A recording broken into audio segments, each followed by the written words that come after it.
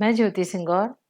बच्चों, आज हम कक्षा 12वीं विषय अर्थशास्त्र इकाई 3 उत्पादक व्यवहार एवं पूर्ति, इसका आज मैं भाग 2 लेकर प्रस्तुत हूँ। भाग 1 हम पहले समझ चुके हैं। इस पाठ के इस यूनिट के जो महत्वपूर्ण प्रश्न थे वो आज हम समझने वाले हैं। आज के जितने नियम हैं ये सभी बहुत परीक्षा के दृष्टिकोण से बहुत इम्पोर्टेंट है और अर्थशास्त्र के लिए भी, संपूर्ण अर्थव्यवस्था और अर्थशास्त्र के ज्ञान के लिए भी ये सभी नियम आवश्यक हैं। आप सभी आज का वीडियो समझने के पहले अपनी कॉपी ज़रूर ले लें, क्योंकि इन नियमों को आप मेरे साथ यदि कॉपी में नोट भी करते जाएंगे तो आपको समझने में आसानी होगी। पहला प्रश्न है हमारा, अल्पकालीन तथा दीर्घकालीन लागतों को समझाइए। अल्पकालीन तथा दीर्घकालीन। अल्पकाल क्या होता है? अल्पकाल इतना समय जिसमें कुछ कारक स्थिर और कुछ कारक परिवर्ती होते हैं। और दीर्घकाल, दीर्घकाल अर्थात क्या होता था हमने पहले पिछले वीडियो में समझ चुके हैं। दीर्घकाल इतना समय होता है जिसमें सभी कारक परिवर्ती होते हैं। अल्पकाल, दीर्घकाल, स्थिर कारक, परिवर्ती कारक हमने बहुत डिटेल में पिछले वीडियो में समझा था। अब ये बताइए आप कि लागत क्या होता है? सरल शब्दों में लागत क्या होगी? एक उत्पादक के द्वारा वस्तु के उत्पादन में जो खर्च होगा, जो व्यय होगा, उसे हम लागत कहेंगे। जैसे मैंने यहाँ आपके पसंद की चॉकलेट ली है। इस चॉकलेट को बनाने में हमको जो भी खर्च करना पड़ेगा, इस चॉकलेट को बनाने में हमें जो भी लागत आएगी, जो भी खर्च होगा, उसे हम क्या कहेंगे? लागत कहेंगे। अल्पकालीन लागत। अल्पकाल वह समय की अवधि है जिसमें कुछ कारक स्थिर तथा कुछ परिवर्ती होते हैं। इसके अनुसार अल्पकालीन लागतों के दो घटक होते हैं। पहला है हमारा स्थिर लागत, यानी अल्पकालीन में लागत में दो घटक होंगे, एक होगा स्थिर लागत और दूसरा होगा परिवर्ती। स्थिर लागत क्या होगा? स्थिर लागत वह लागत जो उत्पादन के स्तर में परिवर्तन होने के साथ परिवर्तित नहीं होती, स्थिर लागत कहलाती है। स्थिर कारकों पर होने वाले व्यय जैसे भूमि है, भवन का किराया है, स्थायी कर्मचारियों का वेतन और बीमा, यानी ऐसी लागत जो इन चीजों पर, स्थिर कारक पर जो खर्च होती है, उसे हम कहते हैं स्थिर लागत। स्थिर लागत तब भी होती है जब उत्पादन शून्य होता है। इसका क्या मतलब है? इसका मतलब है कि जैसे ही हमने इकाई स्थापित कर दी, भवन ले लिया किसी भी उत्पादन के लिए, तो उत्पादन भले शुरू ना हो, लेकिन हमको उस भूमि और भवन का किराया तो पेड करना पड़ता है। इसीलिए स्थिर लागत जब उत्पादन नहीं हो रहा होता तब भी शुरू हो सकती है। दूसरा है हमारा परिवर्ती लागत। उत्पादन की मात्रा में परिवर्तन होने से इन लागतों में परिवर्तन होता है। वह लागत जो उत्पादन का स्तर बढ़ने पर बढ़ती है तथा उत्पादन का स्तर कम होने पर घटती है। परिवर्ती लागत, नाम से ही समझ में आ रहा है, ये तो परिवर्ती यानी जो परिवर्तित होती रहती है। और यहाँ क्या था? स्थिर, इसमें कोई परिवर्तन नहीं होता। ऐसी लागत जिसमें कोई परिवर्तन नहीं होता और ऐसी लागत जिसमें समय के साथ या उत्पादन के साथ परिवर्तन होता है, उसे हम परिवर्ती लागत कहते हैं। जब उत्पादन शून्य होता है तो परिवर्ती लागत भी शून्य हो जाती है। अल्पकालीन लागत के हम तीन मुख्य रूप हम समझेंगे आज। पहला है हमारा अल्पकालीन कुल लागत, अल्पकालीन औसत लागत और तीसरा है अल्पकालीन सीमांत लागत। अल्पकालीन कुल लागत, शॉर्ट रन टोटल कॉस्ट। देखिए, आप आज के वीडियो में सभी का इंग्लिश टर्म जरूर समझ लीजिए, क्योंकि आपको अर्थशास्त्र में सीधे ऐसे भी प्रश्न आ जाता है, टीसी क्या है, एसी क्या है, एमसी क्या है। तो आप यदि इंग्लिश टर्म्स यदि याद कर लेंगे साथ में तो आपको बहुत आसानी होगी। यह है हमारा कुल लागत, मतलब टोटल कॉस्ट। किसी फर्म को उत्पादन की एक निश्चित मात्रा उत्पादित करने के लिए जो कुल व्यय करना पड़ता है, उसे हम फर्म की कुल लागत कहते हैं। परंतु यदि हमें अल्पकालीन कुल लागत बताना है तो यहाँ हम क्या जोड़ देंगे? अल्पकाल जोड़ देंगे। अल्पकाल में किसी वस्तु के उत्पादन में जो धन व्यय होता है, जो पैसा खर्च होता है, उसे हम अल्पकालीन कुल लागत कहते हैं। अल्पकाल में उत्पादन शून्य होने पर अल्पकालीन कुल लागत शून्य नहीं होती। अल्पकालीन लागत शून्य नहीं होती। उत्पादन में वृद्धि के साथ साथ कुल लागत में वृद्धि होती जाती है।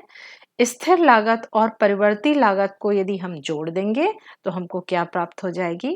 कुल लागत।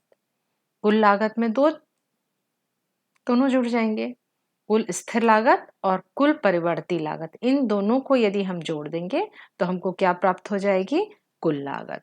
इसका सूत्र होता है टोटल कॉस्ट यानी टीसी, टीएफसी और ये है टीवीसी। टीएफसी मतलब fixed cost, total fixed cost, और वेरिएबल कॉस्ट। यहाँ टीसी का मतलब टोटल कॉस्ट से है। यहाँ हम एक उदाहरण से हम बता देते हैं कि इसको हम कैसे समझेंगे। मुझे एक चॉकलेट बनाना है, बनाने से पहले मुझे मशीन है, भूमि का कमरा है या कुछ कर्मचारी रखना पड़ेगा। ये क्या होंगे? हमारे स्थिर लागत, टीएफसी। और उत्पादन शुरू करने के लिए हमको कुछ परिवर्ती लागत लगेंगे, जैसे हमको कच्चा माल चाहिए रहेगा। चॉकलेट बनाने के लिए जो जो सामान चाहिए है, ड्राई फ्रूट्स है, चॉकलेट पाउडर है, शक्कर है, तो ये सब चीज़ें हमको परिवर्ती लागत में आएंगी। कुछ मजदूर रखना पड़ेगा। यदि हम बिजली से ओवन से बना रहे हैं चॉकलेट, फैक्ट्री मशीन जो हमारी बिजली से चल रही है, तो ये सभी कैसे कारक हो जाएंगे? हमारे परिवर्ती लागत। तो कुल लागत कैसे निकलेगा? कुल लागत के लिए हम स्थिर लागत और परिवर्ती लागत इन दोनों को जोड़ देंगे हम, तो हमको क्या प्राप्त हो जाएगी? कुल लागत। है ना ये बहुत आसान। कुल का मतलब है यहाँ हम स्थिर लागत और परिवर्ती लागत दोनों को जोड़ देते हैं तो हमको कुल लागत प्राप्त हो जाती है। कुल लागत को हम सारणी और रेखाचित्र से भी समझ सकते हैं। कुल लागत टीसी बराबर टीएफसी प्लस टीवीसी। ये चॉकलेट बना रहे हैं हम। यदि चॉकलेट का उत्पादन हम 0 से बढ़ाते बढ़ाते हम कितनी चॉकलेट बना रहे हैं? 6। तब हमारी जो स्थिर लागत होगी वो कैसी होगी? स्थिर होगी। इसमें कोई परिवर्तन नहीं होगा। ये देखिए आप, इसमें कहीं परिवर्तन दिख रहा है? नहीं हो रहा।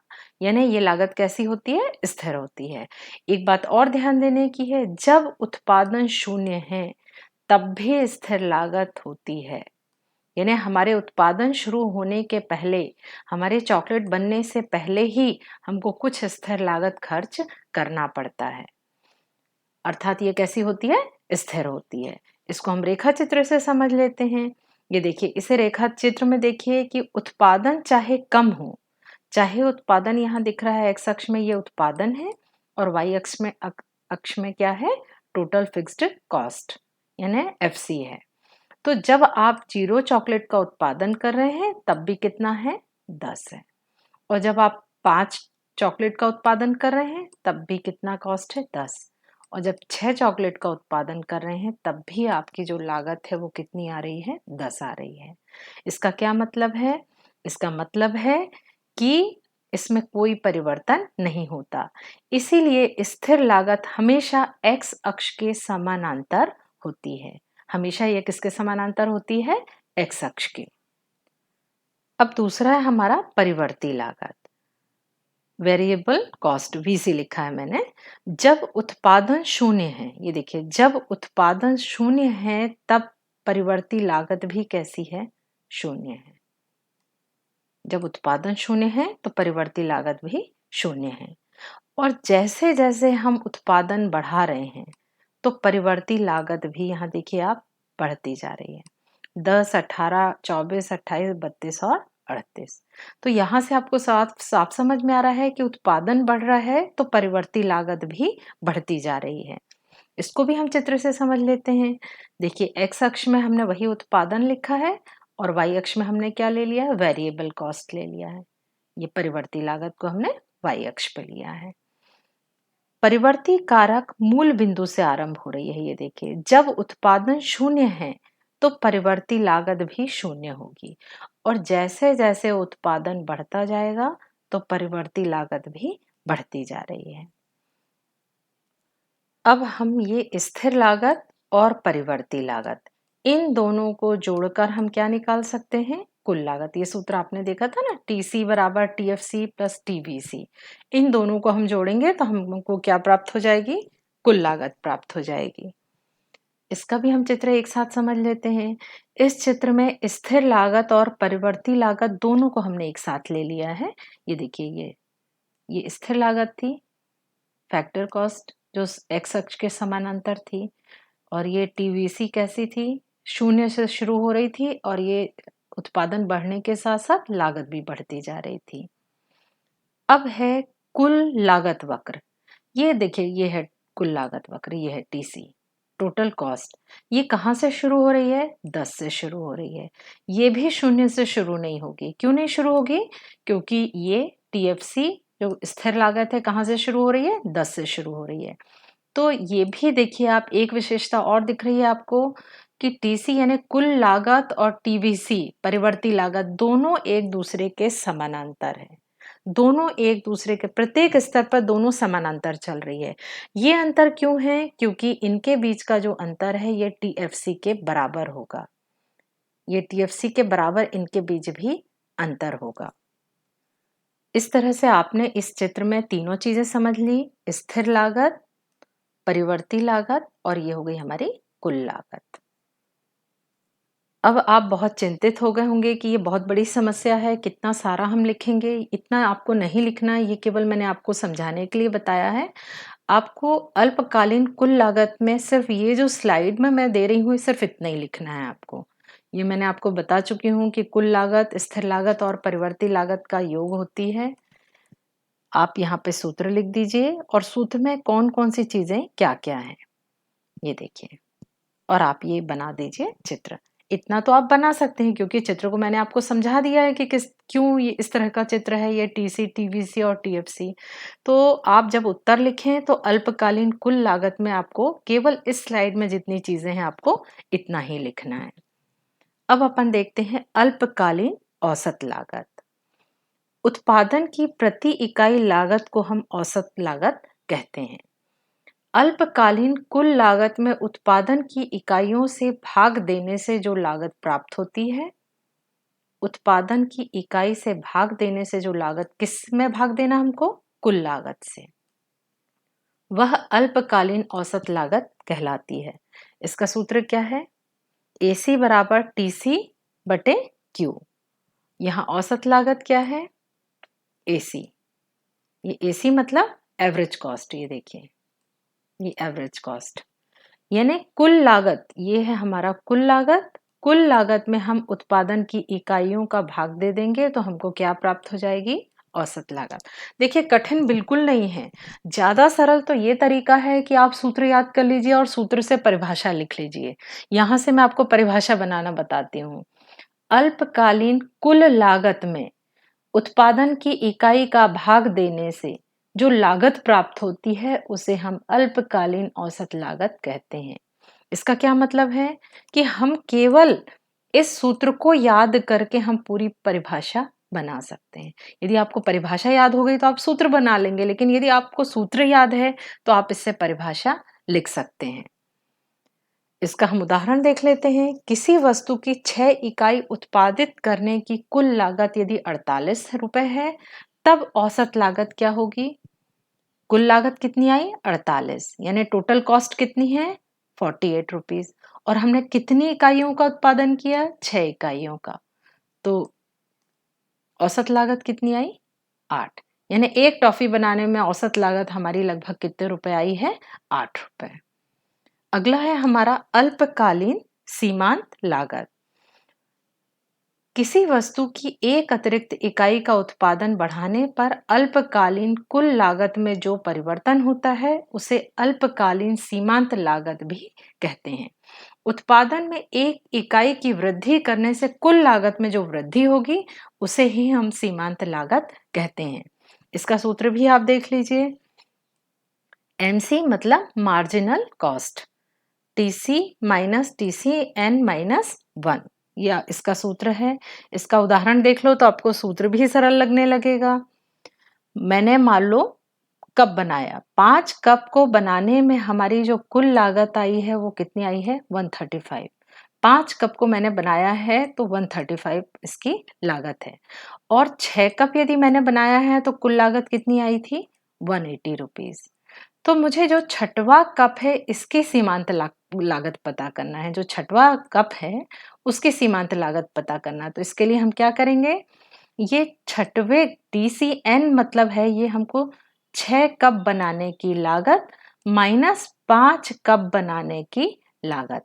यदि 6 कप की लागत से 5 कप की लागत हम घटा देंगे तो हमारी ये जो छठवें कप की सीमांत लागत है ये हमको प्राप्त हो जाएगी। ये कितनी हुई हमको, 45 रुपए।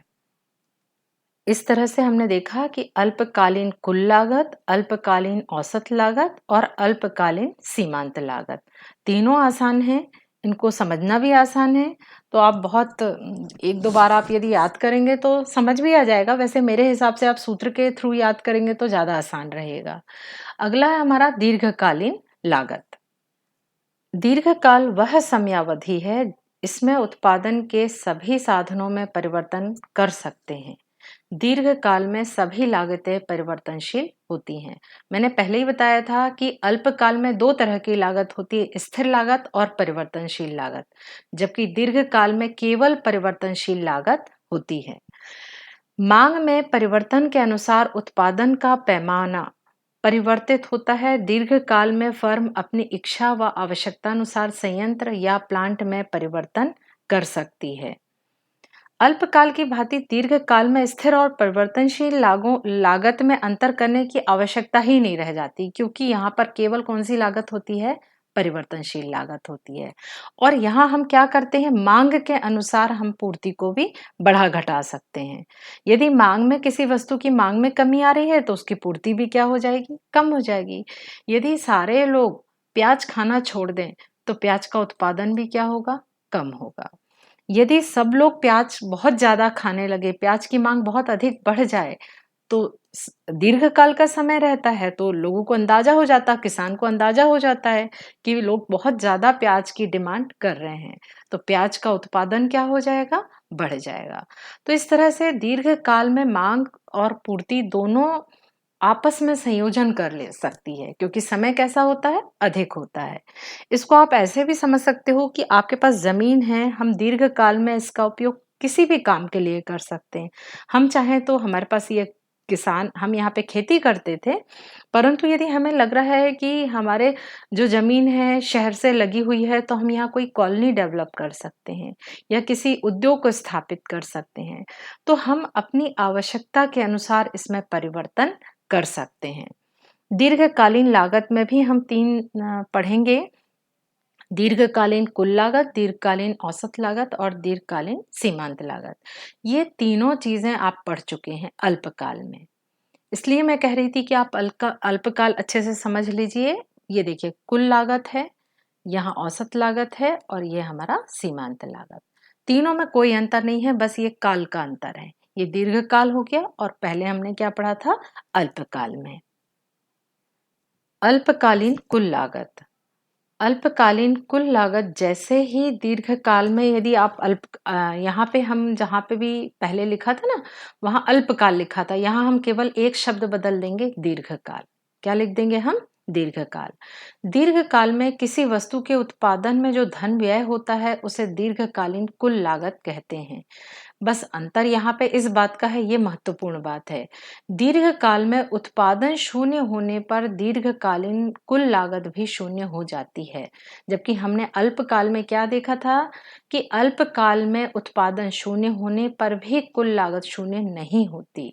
ये इनका अल्पकाल और दीर्घकाल में मुख्य अंतर है। इसका सूत्र कुल लागत का हम पहले ही अल्पकाल में समझ चुके हैं। दीर्घकालीन औसत लागत, दीर्घकालीन औसत लागत में उत्पादन की इकाइयों से भाग देने पर जो लागत प्राप्त होती है वह दीर्घकालीन औसत लागत कहलाती है। ये सूत्र भी हमने देखा था, कुल लागत में उत्पादन की इकाइयों से, ये है उत्पादन की इकाइयों से हम भाग दे देते हैं तो हमारा औसत लागत निकल जाता है। दीर्घकालीन सीमांत लागत, वस्तु की एक इकाई का उत्पादन बढ़ाने पर दीर्घकालीन कुल लागत में जो परिवर्तन होता है उसे दीर्घकालीन सीमांत लागत कहते हैं। इसका सूत्र भी वही है। तो यदि आप अल्पकाल अच्छे से समझ लेते हैं तो अल्पकाल और दीर्घ, वैसे हमारे कोर्स में दीर्घकाल बहुत डिटेल में नहीं है, अल्पकाल डिटेल में है, परंतु आप यदि परीक्षा के दृष्टिकोण से ये तैयार करना चाहते हैं तो आप तैयार कर सकते हैं। वैसे दीर्घकाल का इतना डिटेल में आपको लिखने की आवश्यकता नहीं है। कुल उत्पादन एवं सीमांत उत्पादन का अर्थ लिखिए।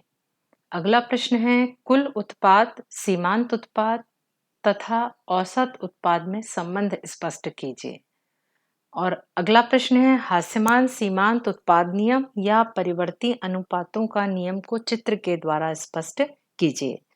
मैंने ये तीनों प्रश्न को एक साथ इसलिए लिया है क्योंकि ये सभी उत्पादन से संबंधित हैं।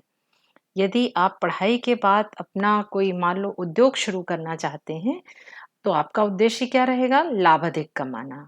और आप अपना उत्पादन कितना करें जहां आपको कम लागत लगे और उत्पादन अधिक हो। इस सिद्धांत को हम कहां से समझेंगे? इस सिद्धांत से, परिवर्ती अनुपात के नियम से। इन तीनों प्रश्नों की एक कॉमन बात है कि हम तीनों प्रश्न अल्पकाल की स्थिति में समझेंगे। यदि हमें अल्पकाल में उत्पादन बढ़ाना है तो हमारे पास दो कारक होंगे। कौन कौन से? अल्पकाल में दो कारक होते हैं, स्थिर कारक और परिवर्तनशील कारक। स्थिर कारक में मशीन, पूंजी, उपकरण ये सब आते हैं, और परिवर्तनशील कारक में श्रमिक की संख्या है, कच्चा माल है, ईंधन है। तो हमें यदि उत्पादन को बढ़ाना या घटाना है तो हम केवल किसमें परिवर्तन करेंगे? परिवर्तनशील कारक में। इनमें परिवर्तन करने से उत्पादन में क्या अंतर आता है, ये हमें परिवर्तनशील अनुपातों का नियम बताएगा। ये नियम किस पे आधारित होता है? किस में होता है? अल्पकाल में। ये साधन को हम मान लेते हैं कि ये साधन स्थिर है, हम केवल परिवर्तनशील कारकों में परिवर्तन करेंगे। पहले हम ये समझ लेते हैं, कुल उत्पाद एवं सीमांत उत्पाद का अर्थ लिखिए। कुल उत्पाद यानी टोटल प्रोडक्ट, टीपी। उत्पादन में प्रयोग हुए परिवर्ती कारक की प्रत्येक इकाई के उत्पादन का कुल जोड़ है। इसे परिवर्ती कारक का कुल प्रतिफल भी कहते हैं। मतलब कुल उत्पादन से है, परंतु यहाँ हमें कुल उत्पादन केवल परिवर्ती कारक के प्रयोग से जो उत्पादन होगा उसका हम योग करेंगे।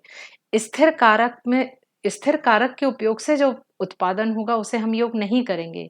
यहाँ इंपॉर्टेंट बात यह है कि हम केवल परिवर्ती कारक के उत्पादन को हम जोड़ेंगे। इसका सूत्र क्या है? टीपी बराबर सिग्मा एमपी, यानी कुल उत्पाद बराबर टीपी, यानी क्या था? कुल उत्पाद।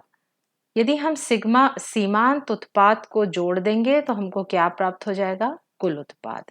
इसका दूसरा सूत्र भी है, टीपी बराबर एपी गुणित एल।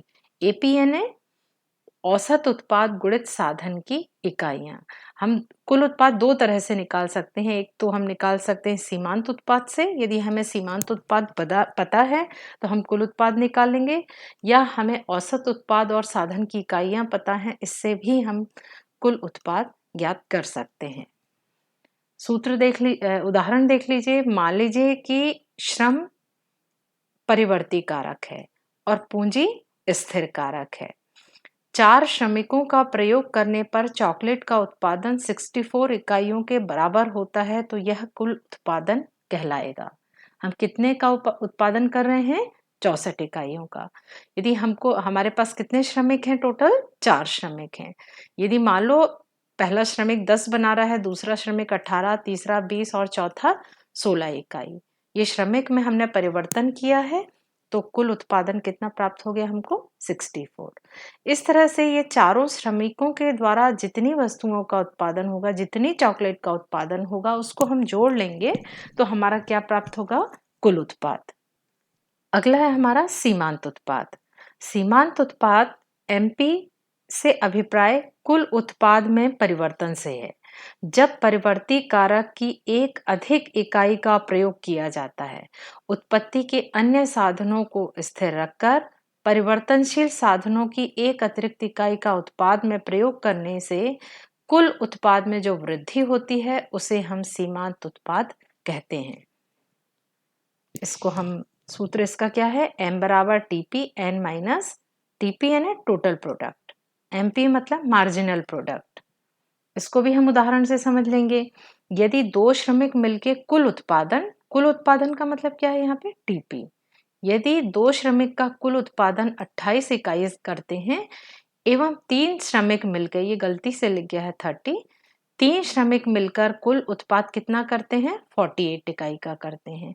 तो तीसरे श्रमिक का सीमांत उत्पाद कितना होगा? तीसरे श्रमिक का कितना होगा? एमपी मतलब सीमांत उत्पाद। ये 3 श्रमिक मिलके कितना बना रहे थे? 48, और 2 श्रमिक कितना बना रहे थे? 28। तो तीसरे श्रमिक का सीमांत उत्पाद कितना हो जाएगा? 20 हो जाएगा। हम 3 से 2 श्रमिकों का कुल उत्पाद घटा देंगे तो हमको प्राप्त हो जाएगा तीसरे श्रमिक की सीमांत उत्पादकता। अंत में हम देख ले रहे हैं औसत उत्पाद। औसत उत्पाद अल्पकाल में परिवर्तनशील साधनों की प्रति इकाई उत्पादन को हम औसत उत्पाद कहते हैं, या औसत उत्पाद परिवर्ती कारक का प्रति इकाई उत्पादन होता है। औसत उत्पाद का सूत्र क्या है? औसत निकालना तो पता है आपको, टोटल प्रोडक्ट यानी कुल उत्पाद में उत्पादन की इकाइयों का हम भाग दे देंगे। कुल उत्पाद भागित परिवर्ती कारक की इकाइयां। इसको भी उदाहरण से समझ लें। यदि कुल उत्पाद 64 है और कितने श्रमिक काम कर रहे थे? 4। एक श्रमिक की 4 इकाई मिलकर काम कर रहे थे, तो औसत उत्पाद कितना हो जाएगा? कुल उत्पाद टीपी यहाँ पे 64 है और एल मजदूरों की संख्या 4 है, तो उत्तर औसत उत्पाद कितना हो जाएगा? 16 हो जाएगा। आपको पिछले 2 स्लाइड का ही लिखना है, औसत उत्पाद, सीमांत उत्पाद और कुल उत्पाद, परंतु निकालते कैसे हैं इसके कारण मैंने आपको सारणी बनाया है। ये जो नियम है ये कब लागू होगा? अल्पकाल, और जब हमने एक कारक को क्या मान लिया है? स्थिर मान लिया है। पूंजी को हमने स्थिर मान लिया और केवल श्रमिकों की संख्या को हम बढ़ा रहे हैं। तब देखिए, श्रमिकों की संख्या बढ़ा रहे हैं तो कुल उत्पाद भी बढ़ रहा है। अब औसत कैसे निकालेंगे? औसत का सूत्र अभी मैंने बताया था, टीपी अपॉन एल। टीपी कितना है? टोटल कुल उत्पाद कितना है? 64। 64 में हम उत्पादन या श्रम की इकाई कितनी है? 4। भाग दे दिया तो क्या आ गया हमारा? औसत उत्पाद आ गया। ये केवल समझने के लिए है। जो छात्र बहुत, जिनको लगता है कि उनको हर चीज़ पता हो या बहुत अच्छे नंबर लाना चाहते हैं, ये उन छात्रों के लिए मैंने बताया है, जिससे कि आपके कॉन्सेप्ट भी क्लियर रहें। अगला है हमारा सीमांत उत्पाद। सीमांत उत्पाद कैसे निकालेंगे? यहाँ भी हम यही मान लेंगे कि ये अल्पकाल है, पूंजी स्थिर है और हम केवल क्या कर रहे हैं? श्रमिक की इकाई बढ़ा रहे हैं। जब श्रमिक की इकाई बढ़ा रहे हैं तो कुल उत्पाद भी क्या हो रहा है? बढ़ रहा है। सीमांत उत्पाद कैसे निकलेगा? ये देखिए, 2 श्रमिक मिलके कितना कुल उत्पादन कर रहे हैं? 28 का उत्पादन कर रहे हैं, और 3 श्रमिक मिलके कितना उत्पादन कर रहे हैं? 48 का उत्पादन कर रहे हैं। यदि हम ये जो तीसरा श्रमिक है इसकी सीमांत उत्पादकता निकालना है तो हम सूत्र में मान रख देंगे। एमपी मतलब मार्जिनल प्रोडक्ट, टीपी यानी ये टीपी क्या है? 48। तीसरे 48 माइनस 28, ये 3 श्रमिक द्वारा उत्पादित वस्तु है और ये 2 श्रमिक द्वारा उत्पादित वस्तु है।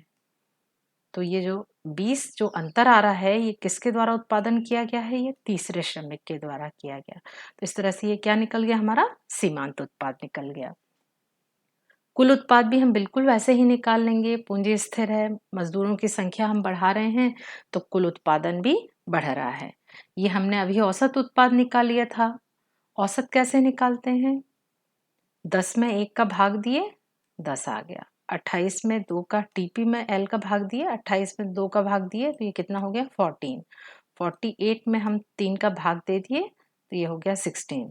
64 में हम 4 का भाग दे दिए तो कितना आ गया? 16। यानी ये हमारा क्या निकल गया? औसत निकल गया। तो इसको हम कुल लागत कैसे निकालेंगे? कुल लागत, कुल उत्पाद का हमने 2 सूत्र देखा था। टीपी बराबर सिग्मा एमपी। सिग्मा एमपी मतलब ये एमपी यहाँ दिख रहा है। यदि हम पूरे एमपी को जोड़ देंगे तो हमारा टीपी निकल जाएगा। ये देखिए टीपी, ये 10 धन 18 धन 20 धन 16, कितना आ गया उत्तर? 64। कुल उत्पाद कितना हुआ था? ये देखिए 64, यानी सही आ रहा है। यदि हम सीमांत उत्पाद को जोड़ देंगे तो हमको क्या निकल जाएगा? टीपी प्राप्त हो जाएगा। दूसरा सूत्र भी देखा था हमने, टीपी बराबर एपी गुणित एल। एपी मतलब ये है हमारा एवरेज उत्पादन कितना है 16। 16 में कितने का गुणा हमने किया, ये है हमारा एल। कुल मजदूर कितने लगाए हमने 4, 64। ये भी उत्तर सही आ रहा है, यानी यहाँ पर भी हमारा कुल उत्पाद कितना आ रहा है 64।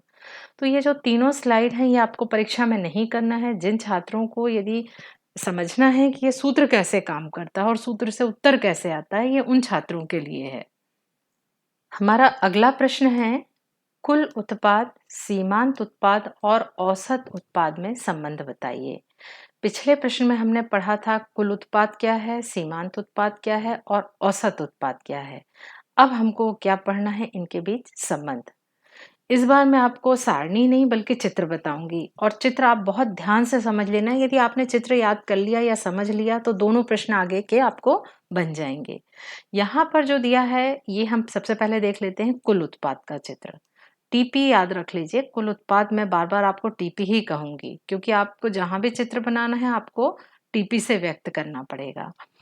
तो हम एक्स अक्ष में हमने क्या ले लिया, परिवर्ती कारक, यानी मजदूरों की संख्या जो हम बढ़ाते हैं ना, और एक्स वाई अक्ष में हम क्या ले लिए, टीपी ले लिए, कुल उत्पाद ले लिया। तो आप यहाँ पे ये ध्यान से देखिए कि ये कुल उत्पाद कैसा हो रहा है, यहां से यहां तक तेजी से बढ़ रहा है, एल तक तेजी से बढ़ रहा है, शून्य से लेके के तक आपका जो उत्पाद है वो तेजी से बढ़ रहा है। ये जो लाइन के बाद है, इस लाइन के बाद जो है कुल उत्पाद वो धीरे धीरे बढ़ रहा है। ये देखिए, 1 से लेके 3 मजदूर लगाए, यहाँ पे इतनी ऊंचाई तक आपका पहुंच गया, परंतु 3 मजदूर से लेके हमने 7 मजदूर लगा दिए, तब इनमें जो उत्पादन में वृद्धि है वो धीरे धीरे हो रही है। और यहाँ आने के बाद जो कुल उत्पाद है वो कैसा हो गया, कम हो गया। तो एक बात तो आपको समझ में आ गई यहाँ पे कि कुल उत्पाद पहले तेजी से बढ़ता है, फिर धीमा बढ़ता है, इसके बाद एक पोजीशन आने के बाद वो घटने लगता है। अब अगला हम देखते हैं सीमांत उत्पाद का कैसा चित्र होता है। सीमांत उत्पाद मतलब एमपी। आप एमपी यहाँ देख लीजिए, ये है आपका एमपी। एमपी कैसा होता है, यहाँ से शुरू हो रहा है, देखो शून्य से शुरू नहीं हो रहा है, ये ऊपर वाली लाइन है। एमपी पहले तो बढ़ रहा है, बहुत तेजी से नहीं बढ़ रहा है, परंतु एमपी बढ़ रहा है, फिर यहाँ से ये घट रहा है, पहले बढ़ रहा है और फिर पहली लाइन के बाद ही घट रहा है, और एक स्थिति में ये शून्य में आ गया है। 7वें मजदूर हम जब लगाते हैं तो सीमांत उत्पादन कितना हो जाता है, शून्य, और इसके बाद ये ऋणात्मक हो जाता है। यानी एमपी आपको 3 तरह से दिखा, एक बार बढ़ते हुए, एक बार घटते हुए, फिर शून्य हो गया और फिर कैसा हो गया, ऋणात्मक हो गया। अब इसी में हम औसत उत्पाद देख लेते हैं, एवरेज प्रोडक्ट, एपी। ये दिख रहा है आपको, एपी। एपी कैसा है, ये एमपी के साथ ही शुरू हो रहा है, पहले बढ़ रहा है और फिर यहाँ क्रॉस होने के बाद, यहाँ कटने के बाद ये कम होने लग रहा।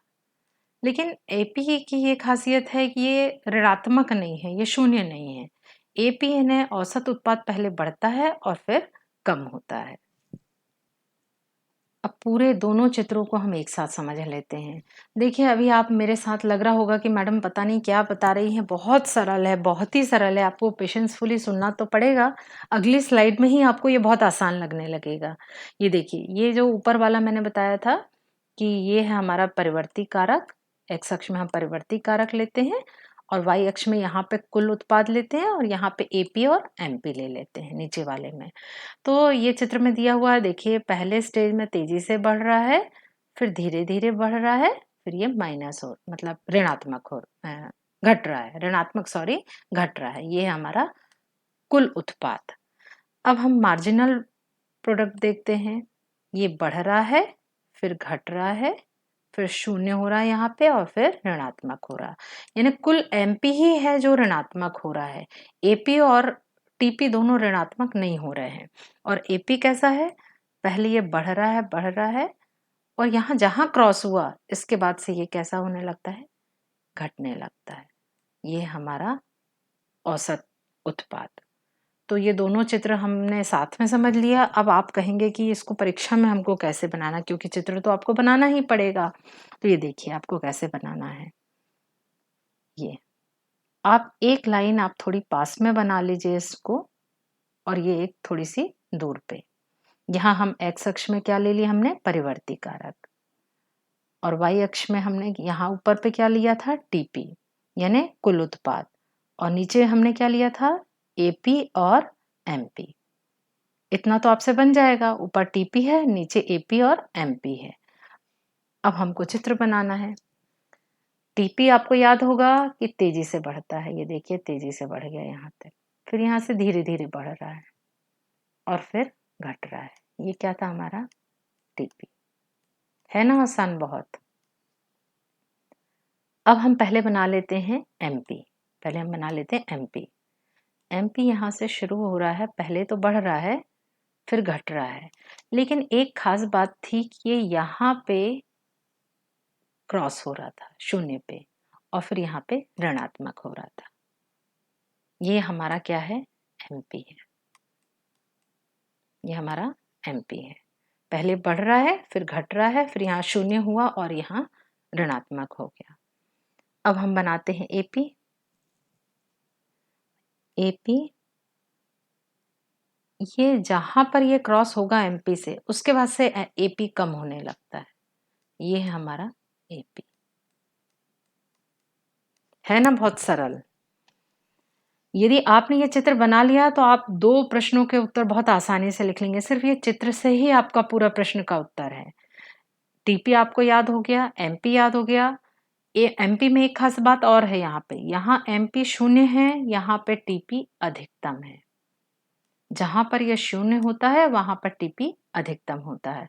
और एक बात और खास है कि जहां पर एमपी और एपी काट रहे हैं वहां से एमपी तो कम हो रहा है, परंतु एपी भी क्या होने लगता है, वहां से कम होने लगता है। यहाँ पे एपी अधिकतम होता है, यहाँ से एपी औसत उत्पाद अधिकतम होता है। तो इस तरह से आप ये चित्र आसानी से बना लेंगे। हमारा जो प्रश्न है वो टीपी, एपी और एमपी इन तीनों में संबंध बताना है। तो हम पहले क्या करते हैं, सीमांत उत्पाद और कुल उत्पाद में पहले हम संबंध पढ़ लेते हैं। मैं एक आपको ट्रिक बता दे रही हूँ, उससे आप बहुत जल्दी याद कर लेंगे। ये जब सीमांत उत्पाद, हम हमेशा को क्या करेंगे, सीमांत उत्पाद के बारे में हम पहले बात करेंगे और बाद में टीपी की बात करेंगे। हम किस किस में तुलना कर रहे हैं, एमपी और टीपी। ये पहला देखिए, जब सीमांत उत्पाद बढ़ रहा होता है, ये मेरा लाइन देखते जाइए, ये सीमांत उत्पाद जब बढ़ रहा होता है तब कुल उत्पाद तेजी से बढ़ती दर से बढ़ रहा होता है। ये देखिए, जब ये बढ़ रहा है, एमपी बढ़ रहा है, तब टीपी भी बढ़ती दर से बढ़ रहा होता है। जब सीमांत उत्पाद घटना शुरू हो जाता है, जब सीमांत उत्पाद घटना शुरू हो जाता है तब कुल उत्पाद, ये देखिए जब यहां से घट रहा है ये, तब कुल उत्पाद घटती दर से बढ़ता है, यानी धीरे धीरे बढ़ता है। इसके बाद क्या है, जब सीमांत उत्पाद शून्य होता है, जब यहाँ पे सीमांत उत्पाद शून्य होता है तब कुल उत्पाद अधिकतम होता है। तब कुल उत्पाद कैसा होता है, अधिकतम होता है। इससे ज्यादा और अधिक नहीं बढ़ेगा। यहाँ पर टीपी क्या होगा, अधिकतम होगा।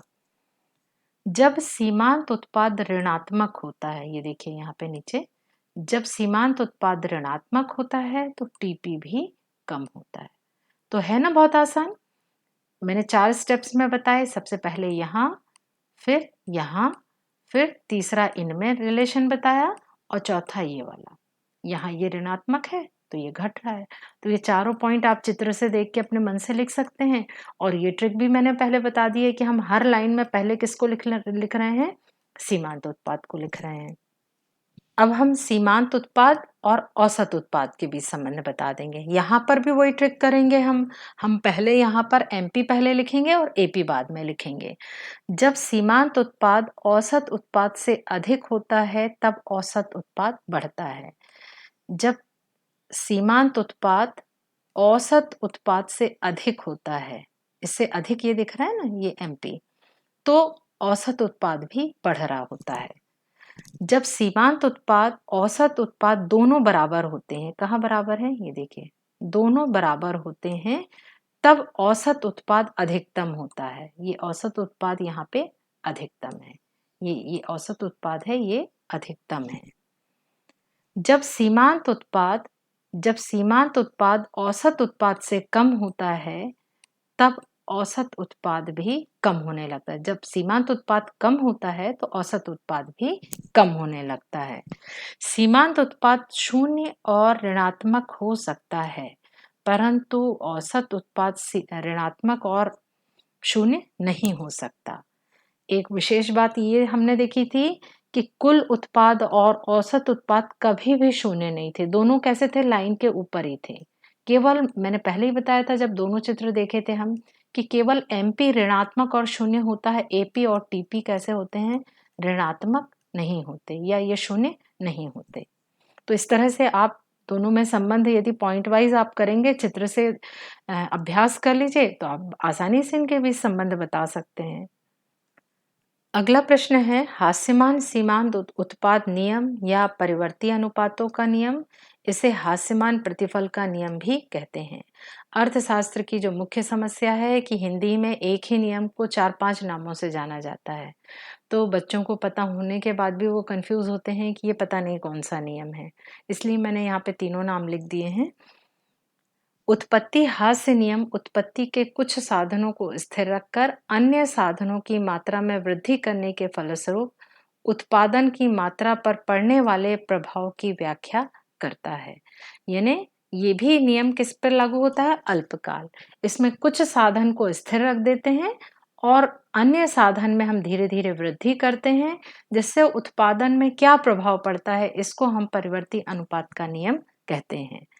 श्रीमती जॉन रॉबिन्स ने भी उत्पत्ति हास्य नियम के बारे में ये बताया कि किसी एक साधन की मात्रा को हम स्थिर कर दें, क्या कर दें, स्थिर कर दें, और अन्य साधन की मात्रा में क्रमानुसार वृद्धि की जाए, तो एक बिंदु के पश्चात उत्पादन में घटती हुई दर से वृद्धि होगी।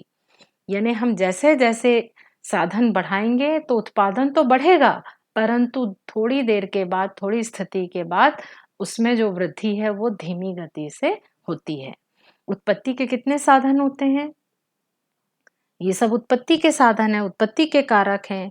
हम हास्य नियम समझने के लिए हम केवल यहाँ पे 2 कारक ले रहे हैं, पूंजी ले लिया हमने और श्रमिक ले लिया। इसको हमने स्थिर कारक मान लिया और इसको हमने परिवर्तनशील कारक मान लिया। अब हम जो भी परिवर्तन करेंगे, श्रमिकों की संख्या में वृद्धि करके क्या परिवर्तन उत्पादन में हो रहा है, इसको हम समझेंगे। परिवर्ती अनुपात का नियम समझने के लिए सारणी समझना आवश्यक है। यहाँ भी वही नियम है कि अल्पकाल है, पूंजी और स्थिर कारक, कौन सा, पूंजी को हमने स्थिर कारक मान लिया है और परिवर्तनशील कारक श्रमिक को मान लिया है। हम जैसे जैसे हम क्या कर रहे हैं, हम जैसे जैसे वृद्धि कर रहे हैं श्रमिक में, वैसे ही सीमांत उत्पाद एक अवस्था के बढ़ता है, फिर घटता है और फिर ऋणात्मक हो जाता है। आप सारणी मेरे साथ याद कर लीजिए, बहुत सरल है। ये देखिए, ये याद ही करना पड़ेगा, सिर्फ सीमांत उत्पाद याद कर लीजिए कि सीमांत उत्पाद पहले बढ़ रहा है, फिर घट रहा है, इसके बाद शून्य और ऋणात्मक हो रहा है। 2 3 4, 3 2 1 और शून्य और ऋण 1। आप इसको ऐसे बहुत सरलता से याद कर सकते हैं, इसलिए मैंने ऐसे आंकड़े लिए हैं कि आपको आसानी से बन जाए। ये परिवर्ती अनुपात का नियम है कि जैसे जैसे श्रम की इकाई की मात्रा हम बढ़ाते जाते हैं, तो सीमांत उत्पाद पहले बढ़ता है, फिर कम होता है और इसके बाद ऋणात्मक हो जाता है। तो ये आंकड़े कैसे याद कर लेंगे आप, 2 3 4, फिर इसकी उल्टी गिनती लिख लीजिए, 3 2 1, फिर का क्या आ जाएगा आपका, शून्य और ऋण 1। अब हम इससे क्या निकाल लेंगे, कुल उत्पाद निकाल लेंगे। कुल उत्पाद तो सिंपल है, 2 हो गया, फिर 2 धन 3 कितना हो गया हमारा, 2 धन 3 कितना हो गया, 5। 2 धन 3 धन 4 कितना हो गया, 9। 2 धन 3 धन 4 धन 3 कितना हो गया, 12। धन 2 14, धन 1 15, धन 0 15, ऋण 1 14। तो हम इससे ही हमने क्या निकाल लिया, कुल उत्पाद निकाल लिया। अब इस तालिका से हम नियम बनाएंगे कि जब भूमि जो पूंजी जो है वो कैसी है, स्थिर है, और श्रमिकों की संख्या जब हम बढ़ाते हैं तो सीमांत उत्पाद पहले बढ़ता है। सीमांत उत्पाद पहले बढ़ता है, और जब सीमांत उत्पाद बढ़ता है तो कुल उत्पाद भी बढ़ती दर से बढ़ता है। ये हमारी प्रारंभिक प्रथम अवस्था कहलाती है। इसे हम क्या कहते हैं? इसे हम कहते हैं बढ़ते प्रतिफल का नियम। बहुत ही सरल है, बहुत सरल है, आप बिल्कुल कंफ्यूज मत हो। श्रम की इकाई हम क्या कर रहे हैं? बढ़ा रहे हैं, तो सीमांत उत्पाद भी बढ़ रहा है और कुल उत्पाद भी बढ़ रहा है। इसको हम बढ़ते प्रतिफल का नियम कहते हैं। ये पहली अवस्था में बढ़ते प्रतिफल का नियम प्राप्त होता है। इसके हमको 3 नियम मिलेंगे। ये हमारा बढ़ते प्रतिफल का नियम है। अब ये जो दूसरी अवस्था है, तो ये देखिए पूंजी तो हमेशा स्थिर है, क्योंकि इसको हमने स्थिर साधन बनाया है, और ये श्रमिकों की संख्या हम और बढ़ा दिए। यहाँ 3 तक था ना, अब हम 4, 5 और 6 पहुंच गए। दूसरी अवस्था में मैंने क्या बताया था? यहाँ तक तो हमारे सीमांत उत्पाद बढ़ रहा था, फिर सीमांत उत्पाद क्या होने लगता है? घटने लगता है। सीमांत उत्पाद क्या हो रहा है? यहाँ पे कम हो रहा है, और कुल उत्पाद भी घटती दर से बढ़ रहा है।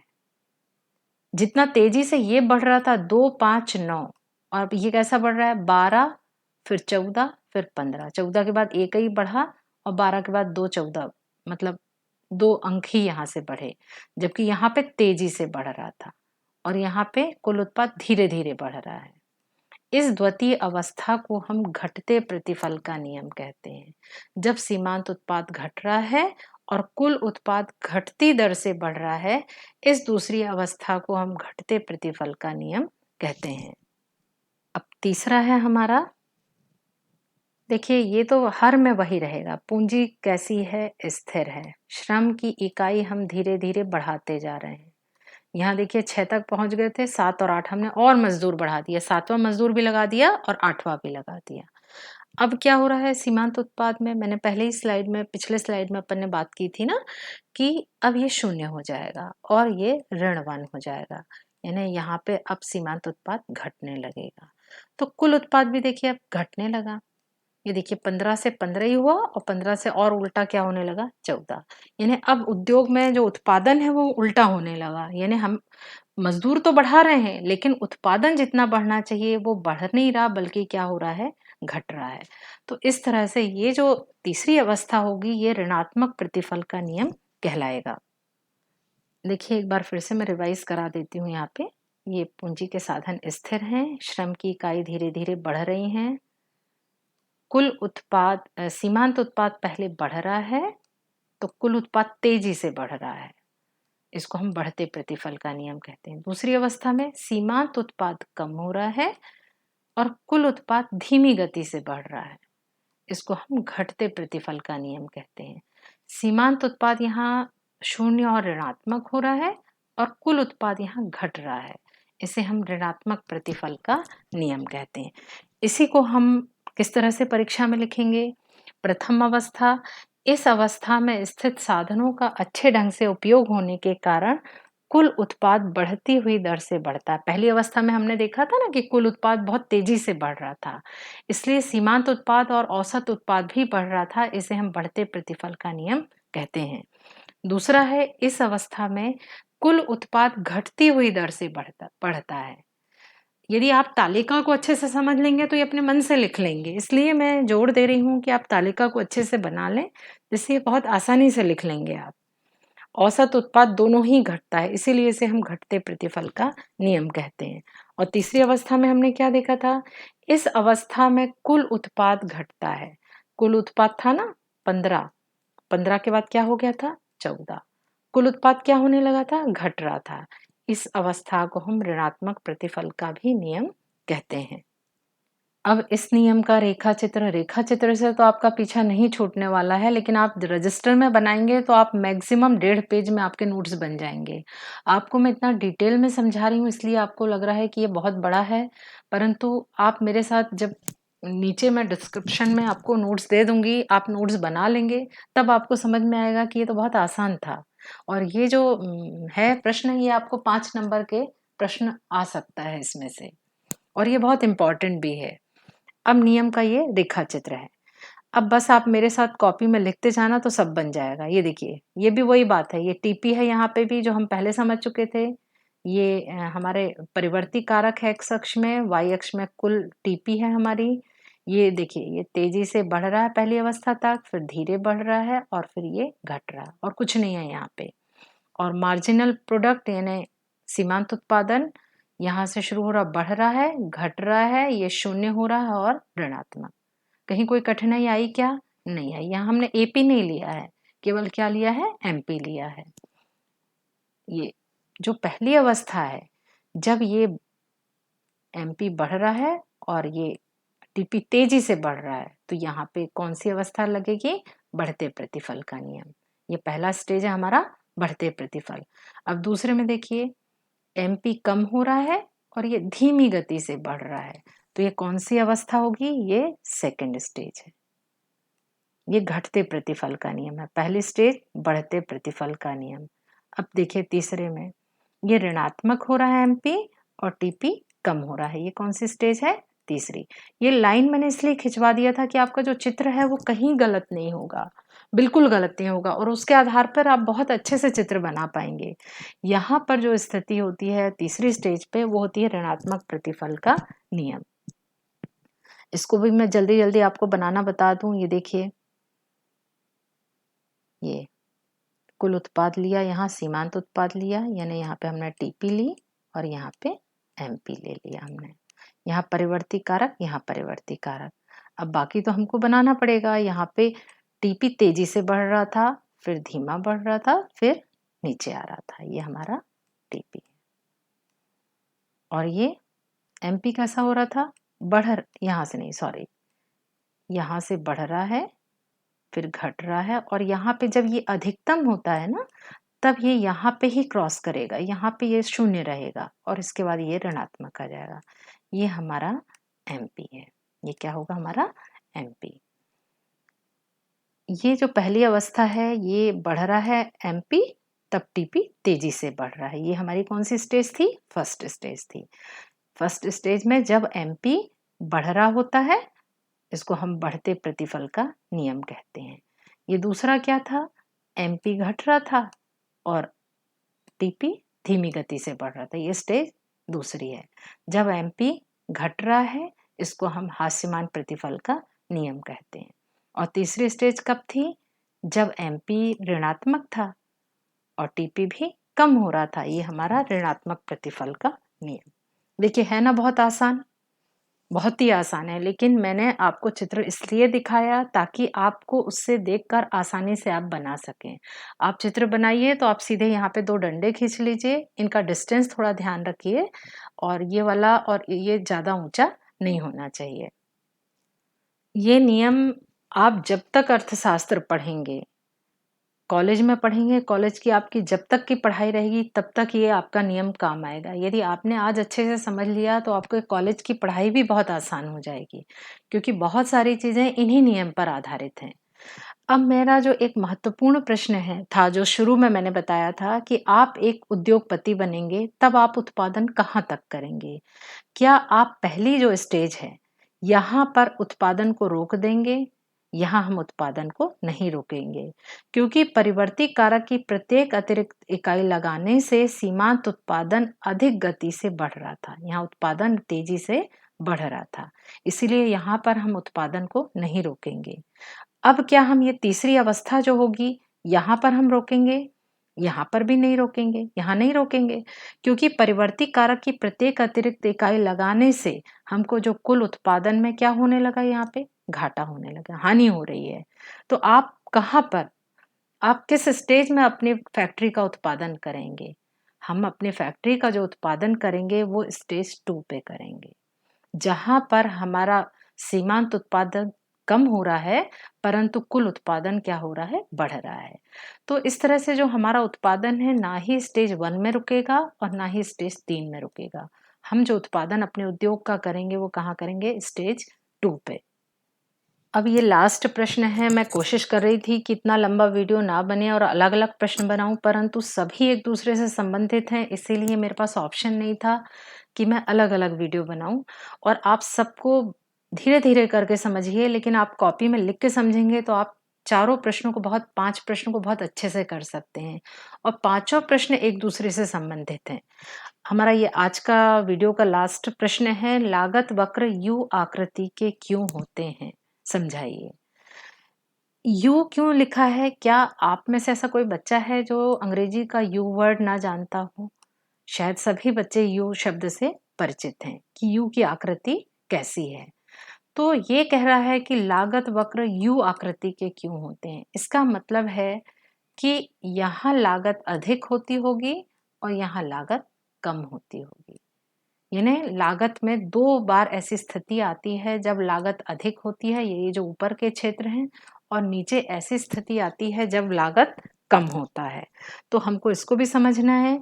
लागत वक्र यू से तात्पर्य उत्पादन बढ़ाने पर, ये देखिए यहाँ पे चित्र दिया हुआ है। लागत वक्र में हम यहाँ ये निर्गत है, मतलब ये हमारा उत्पादन है, और ये वाई अक्ष में हमने लागत लिया। हम जैसे जैसे उत्पादन बढ़ा रहे हैं तो लागत कम होती जा रही है।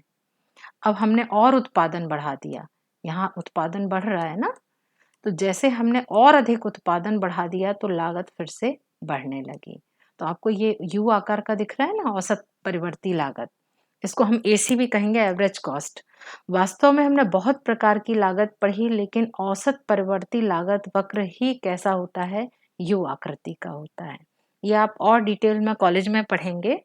तो यहाँ तो आपके लेवल के हिसाब से आप यही समझिए कि लागत वक्र यू आकृति के होते हैं। इसको भी आप बना लीजिए परीक्षा में। कैसा बना लेंगे ये देखिए, यहाँ पे एक्स अक्ष में लिख लो निर्गत और उत्पाद, और वाई अक्ष में लिख लिया हमने लागत। सिंपल है ये तो। एसी कर्व कैसा है हमारा? यू आकार का है। एसी वक्र कैसा है हमारा? यू आकार का है। इसको हम ऐसे लिखेंगे, लागत वक्र यू आकृति के क्यों होते हैं? समझाइए। परिवर्ती अनुपात के नियम जो भी हमने पढ़ा था ना, परिवर्ती अनुपात के नियम के कारण लागत वक्र यू आकार के होते हैं। सबसे पहला, एसी के गिरने की प्रवृत्ति होती है जब कारक के बढ़ते प्रतिफल होते हैं। लागत वक्र नीचे की ओर गिर रहा है, आपने देखा था ना, यहाँ पे लागत वक्र नीचे की ओर गिर रहा है। इसका अर्थ है जैसे जैसे उत्पादन बढ़ता है लागत कम होती जाती है। ऐसे कारक के बढ़ते प्रतिफल के कारण होता है। दूसरी स्टेज क्या है? एसी बढ़ने की प्रवृत्ति होती है। यहाँ से एसी बढ़ने की भी प्रवृत्ति होती है जब कारक के घटते प्रतिफल होते हैं। लागत वक्र नीचे से ऊपर की ओर जा रहा है, इसका अर्थ है कि उत्पादन की प्रत्येक अतिरिक्त इकाई में सीमांत लागत में वृद्धि होती है, और यहाँ पर हास्य नियम लागू, घटते प्रतिफल का या हास्य नियम लागू होता है। तीसरा है, एसी में स्थिर रहने की प्रवृत्ति होती है जब प्रतिफल ना घटते हैं ना बढ़ते हैं, अर्थात जब कारक के स्थिर प्रतिफल होते हैं। इस स्थिति में यदि हम लागत बढ़ाएंगे तो उत्पादन बढ़ेगा, लागत कम करेंगे तो उत्पादन कम होगा। इसीलिए हम इसे कारक के स्थिर प्रतिफल कहते हैं। उत्पादन के इन 3 अवस्थाओं के कारण अल्पकालीन औसत लागत वक्र यू आकार के होते हैं। इसके जो मुख्य कारण है यू आकार के होने का, इसमें पहला है श्रम विभाजन तथा कुशलता में वृद्धि, तकनीकी बचतें, विपणन की बचतें और प्रबंध की बचतें। देखो ये जो उत्तर का ये जो कारण है, ये बहुत तकनीकी कारण है। यदि आपको ये समझ में नहीं आ रहा, आपको लिखते नहीं बन रहा है, तो आप सीधे परीक्षा के उत्तर में ये चारों कारण लिख सकते हैं। परंतु यदि आप बहुत गहराई में समझेंगे तो ये कारण जो यू लागत वक्र यू होने का जो मुख्य कारण है वो परिवर्ती अनुपात का नियम है। सबसे पहला है श्रम विभाजन तथा कुशलता में वृद्धि। जब उत्पादन अधिक मात्रा में किया जाता है तो अतिरिक्त इकाइयों का प्रयोग करने से श्रम विभाजन संभव हो जाता है, जिसके कारण श्रमिक कार्यकुशलता या उत्पादकता में वृद्धि होती है, जिससे प्रति इकाई उत्पादन लागत कम हो जाती है और सीमांत उत्पादकता बढ़ जाती है। क्या कह रहा है कि हम जैसे जैसे उत्पादन बढ़ाते जाते हैं तो श्रमिकों की संख्या भी बढ़ती जाती है। यदि हमारी इकाई छोटी है तो हम 2-4 श्रमिक लगाते हैं, परंतु हमने उत्पादन बढ़ा दिया तो हमारे पास मजदूरों की संख्या ज़्यादा हो जाएगी। और जब मजदूरों की संख्या ज़्यादा हो जाएगी तो हर व्यक्ति अलग-अलग अपने-अपने परफेक्ट काम को करेगा। और जब ये अलग-अलग अपने काम को करेगा तो इनकी कार्यकुशलता और उत्पादकता कैसी हो जाएगी? बढ़ जाएगी। किसके कारण से? श्रम विभाजन के कारण से। श्रम विभाजन के कारण इनकी उत्पादकता बढ़ जाएगी। दूसरा है तकनीकी बचतें। उत्पादन की तकनीक में सुधार करने पर बचतें प्राप्त होती हैं, उन्हें तकनीकी बचतें कहते हैं। जैसे आधुनिक मशीन, बड़े आकार की मशीन इत्यादि तकनीकी बचतें हैं। ऐसी दशा में जब उत्पादन अधिक मात्रा में होता है तब प्रति इकाई लागत कम आती है। ये देखिए, अब हमने मजदूर तो 5 लगा लिए। अब यदि हमने तकनीकी बचत करना है, हमने अपने उद्योग में आधुनिक मशीनें लगा लिए, तो हमको ये 5 मज़दूरों के वेतन नहीं देना पड़ेगा या 5 इंजीनियर का हमको वेतन नहीं देना पड़ेगा। ये 1 या 2 व्यक्ति ही मिलके मशीनों से काम कर सकते हैं। तो हमारी लागत ऐसे में क्या हो जाएगी? कम हो जाएगी। तो इसको हम कहते हैं तकनीकी बचतें। इसके कारण से भी लागत वक्र यू आकार का होता है। तीसरा है विपणन की बचतें। जब कोई फर्म अपने उत्पादन की मात्रा को बढ़ाती है तो विक्रय लागतें उस अनुपात में नहीं बढ़ती, जिससे प्रति इकाई लागत में कमी आ जाती है। जैसे विज्ञापन एवं प्रचार में व्यय 2 गुना नहीं करना पड़ता। विपणन की बचतें यानी मार्केटिंग, मार्केटिंग की भी बचत। यदि मेरे एक छोटी सी फैक्ट्री है, यहाँ दिन में मैं 10 पेन बनाती हूँ, 5-10 पेन बना रही हूँ, तब भी मुझे इसको बेचने के लिए दुकान में जाना पड़ेगा या इसका एडवर्टाइज विज्ञापन कराना पड़ेगा कि मैं पेन का उत्पादन कर रही हूँ। और मेरी फैक्ट्री में 10 या 20 प्रकार के अलग-अलग प्रकार के पेन का निर्माण हो रहा है। तो इसके लिए भी विज्ञापन मुझे वही देना पड़ेगा। ये जो विज्ञापन और प्रचार है इसका खर्च मेरा नहीं बढ़ेगा, चाहे मैं 10 पेन हो, चाहे 100 पेन हो। तो इस तरह से मार्केटिंग की भी बचत होती है। या मेरा सेल्समैन है, एक बार वो पेन की डिलीवरी करने गया, चाहे वो 1 पेन की डिलीवरी करे या 100 पेन की डिलीवरी करे, उसका लागत तो वही आएगी। तो इस तरह से विपणन की बचतें भी लागत वक्र को कम करती हैं, लागत को कम करती हैं। चौथा है प्रबंधकीय बचतें।